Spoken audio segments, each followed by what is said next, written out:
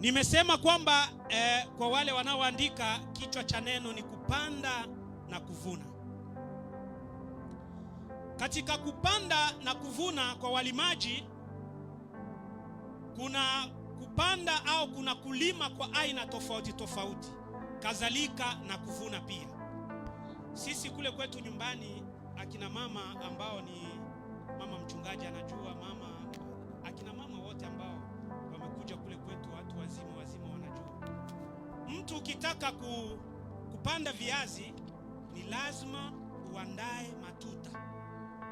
Alafu zile kamba za viazi ndo zinawekwa kwenye yale matuta. Hata miogo pia. Kule kwetu ukitaka kulima shamba la miogo, mama zetu walikuwa wanaweka yani matuta wa mviringo. Alafu mtu wa muogo sio hivi.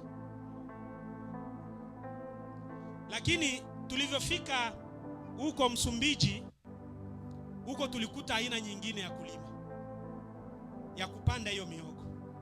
Pahali ya kupanda namna hii, wao wanasimika wima hivi. Inaonyesha kwamba kila watu na aina yao ya kulima na kupanda. Sasa ili mlimaji apate wazo la kusema kwamba hacha nilime, ni kwa sababu anategemea kwamba siku moja nitavuna.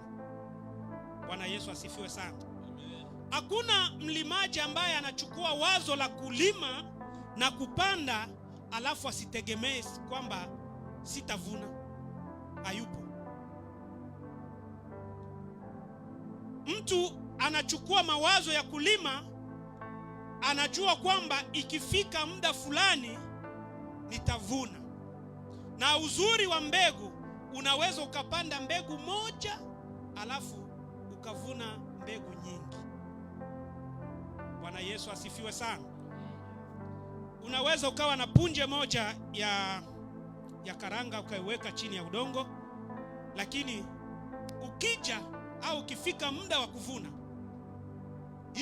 ile punje moja itazaa hata punje 10 au bakuli.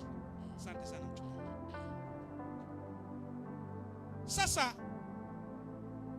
hao ni walimaji wa mwili niseme, au walimaji wa kawaida. Huyu tajiri aliona kwamba siwezi nikasafiri na pesa zangu mfukoni. Akasema hacha nipande kwa watu hawa. Akaita mmoja akampa talanta 5. Akaita mwingine akampa talanta 2. Akaita na mwingine akampa talanta 1. Tajiri amepanda akitegemea kwamba atakaporudi atakuja kuvuna. Na ni kweli aliporudi aliwaita, tuone mazao jinsi yamezaa. Kama jinsi tulivyosoma, mmoja wa talanta 5 akasema nimepata faida nyingine talanta 5 hii hapa.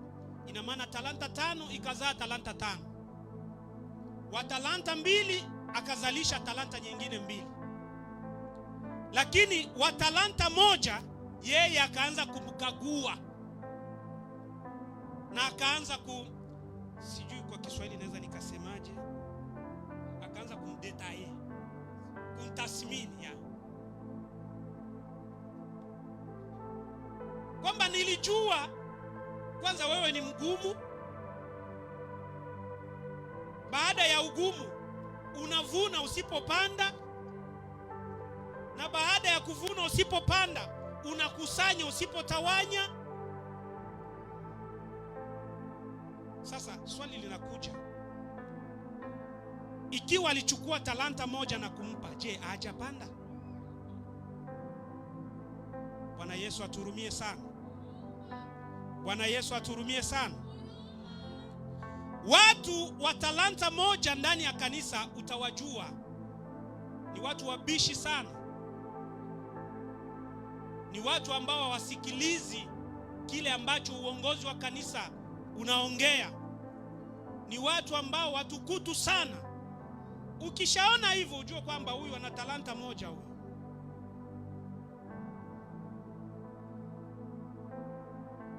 Sasa napenda tuone ni mbegu zipi ambazo watu wa Mungu tunatakiwa kuzipanda ili kwamba tutazamie kuvuna.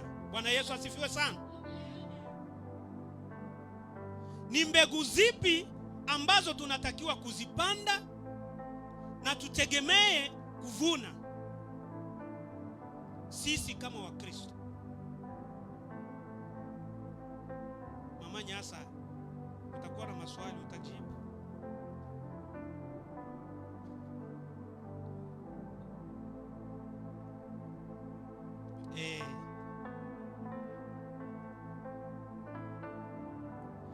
Tofauti iliyopo kati ya walimaji wa kawaida na walimaji ambao tunalima katika shamba la Mungu ni kwamba walimaji wa kawaida wao wanalima kwa kutegemea au kwa kujiandaa na majira na nyakati. Bwana Yesu asifiwe sana. Walimaji ili kwamba waingie, wanasubiri kuingia kwenye msimu huu, ndo msimu wa kupanda ili kwamba tutegemee mavuno. Hizi ndo nyakati za kulima ili kwamba tupate mavuno mazuri. Lakini walimaji wa shamba la Mungu ambao ni sisi tunalima kwa majira yote na kwa nyakati zote. Bwana Yesu asifiwe sana. Bwana Yesu asifiwe sana. Sisi hatuna majira wala hatuna nyakati. Tunalima kwa majira yote na kwa nyakati zote. Jina la Bwana libarikiwe.